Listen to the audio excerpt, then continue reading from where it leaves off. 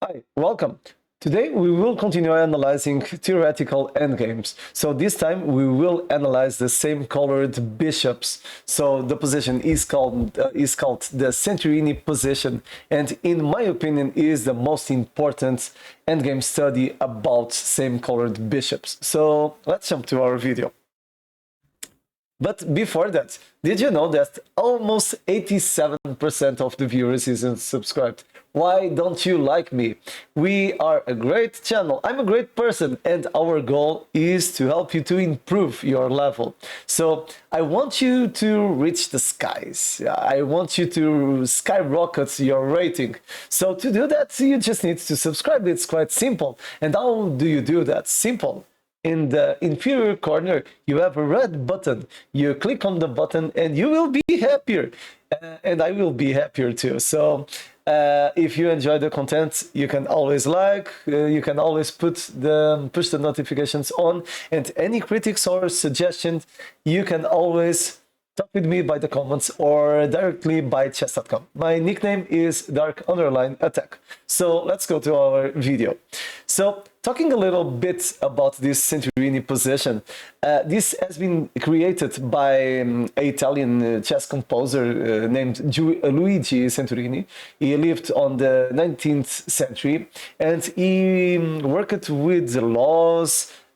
He was a chess player, he was a composer. I think he was a good player too, but we just have access to one official game that he has played. So probably later we will see that here on the channel. So talking a little bit about this position, well, we are playing with white and our goal is to promote this pawn. So about the rules, how can we win these kind of positions? We need to see one specific rule. We need to look at the two diagonals in front of the pawn, and if one of them is inferior of 4 of length, yes, it will be possible to win. And no, it isn't easy if you don't know the technique. So let's see. Here it's white to play. How can you win this possession? My first advice is just to, you can win with this move or this move. But the plan is important. You want to control this square with the bishop. So to do that, you will need to do maneuvers with the bishop. And the thing is that, of course, the king will be always trying to play to one of these squares, or bishop will be losing tempos on the diagonal. And you, to do that, to control this square, you will need to do the maneuver and you will need to lose tempos to guarantee that you control this square. So I will suggest to play always to the longest diagonal first, because you won't be able to with the presence of the king.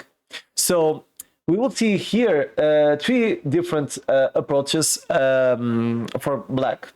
Black can play king to one of these squares or bishop to one of these squares. The strategic it's always the same if the bishop plays to the diagonal. So we will start by this diagonal. For example, if bishop plays to f4, we will continue with a maneuver that wins quickly this game. You can practice a little bit, so don't forget, you want to control this square with your bishop. How would you do that? It's quite simple. You need to play bishop to f2, and you will win the game with this maneuver. Let's see until the end. So, for example, if bishop plays here, we will play something like that, and we are already controlling this square. Of course, here, let's assume that the bishop won't be taking, because if bishop takes, king takes, of course, this is completely won, because the pawn will promote. It's always won, but okay, we can create more difficulties pushing the bishop to f2. And now, here, to win this game, it's quite simple, because we can push the bishop to h2. And the thing is that, of course, the bishop will be obligated to play to a7, or else the pawn will promote. So after bishop a7, we just need to do one move and it's over. We will promote the pawn. How can you do that? Do you know? It's simple. we are going to play bishop to g1. And after that, it's completely won, because bishop here we take, of course, and if bishop takes bishop, we will promote and we will win this game. So the first variant, it's quite simple. If your opponent plays the bishop to one of these squares, we will be able to access to the b8 square. So now we need to see the other two approaches for black. So let's see first this one. If king plays to b5, we will continue with bishop to f2. And the idea is always the same. We want to reach this square. But here, of course, the king can play to a6. And here we will need to think about a maneuver to control the square of b8. To do that, we will play first bishop c5 is an example. c6 is possible too. The plan is the most important part of this video. So after, for example, bishop losing a tempo, of course, if king goes here, we play bishop to a7. So I think probably it's better to play bishop to g3. And after that, we will change the diagonal. Why is that? Simple. Because after, for example, here, for example, bishop on this direction will be completely won because we will have access to this square. Bishop here and the king cannot play on this direction, and we will be able to play bishop to c7. And if king plays to b5, here we will play bishop 2. And it looks like black is defending correctly. And looks like the game is draw because the king now plays to c6. And okay, it's everything well. But no, we will push bishop to h4. And the thing is that the king isn't at the center. So because of that, of course, if bishop takes, we will promote the pawn. And if bishop refuses, we will push bishop to f2. And the difference is that the king is at c6. And because of that, now black can't prevent the promotion of the pawn. This can continue like that, and the rest is equal. So we will promote the pawn. So you need to know very well how to do this maneuver with the bishop. Let's see the third. Let's practice a little bit more. So first move, bishop to h4. And now third variation, king can play to b6. And here, how can we do the maneuver to win this game? In my opinion, this third variant is the most complicated one, because we will need to change the diagonals and think a little bit. So first, of course, we can always give check. We have several different approaches, but the plan is it's always the same. We want to reach the b8 square with our bishop. So after king to a6, now we need to think what is the most correct strategy to reach the square. So I will recommend first bishop to g1. We never know. Our opponent can always take and we will promote. And after bishop plays here, we will play bishop to c5. The truth is that the last move is a loss of a tempo, but okay, we can always do this kind of stuff on official games because we never know. Our opponent can always blunder. So it's a suggestion. So after, for example, bishop to h2, here we will play bishop and we are rerouting our bishop. So we want to change the diagonal. Of course, here, if he plays bishop, we will win with this maneuver. We already saw that before. And if king goes again to b6, we will give check. And here, very important, black is in zugzwang. Why is that? Because if king plays to a6, we will play bishop here. It's done.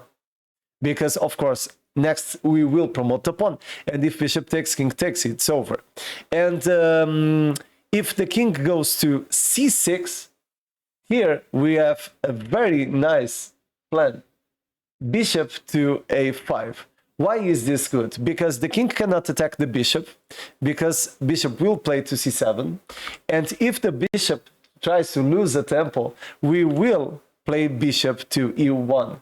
This is very important, this move. Why is that? Because we want to have the initiative. We need to create problems to our opponents. And of course, if bishop takes, we will promote the pawn. And if bishop plays here, now the king is again at c6. for this reason, we can play bishop to f2 and we will reach the square. So after that, this game is completely lost. I will show, because it's important to practice a little bit more. And again, we play something like that. And here, after bishop to h2, bishop a7, do you remember what is the continuation? It's simple. Here we will play bishop to g1. And the thing is that, okay, if bishop plays here, we take. And if bishop takes bishop, we will promote the pawn. Very easy. So today we've been talking about the Centurini position. It's probably the most important endgame study about same-colored bishops. So I hope you enjoyed this video. This is a more advanced material, but in my opinion, if you're seeing all the theoretical videos that we've created, I think right now you're able to understand this kind of position. If you have any question, or if you haven't understood nothing, or if you want to learn something different, please tell me something here on the comments. So tomorrow we will be here again to talk a little bit more about chess. And please give me your feedback about the shorts. I don't know if I'm doing that correctly or if you're enjoying them. I don't know. Please tell me something, because it's the first time I'm doing this kind of stuff. So it would be good to have your feedback. So have a good night and good trainings. Till tomorrow. Bye-bye.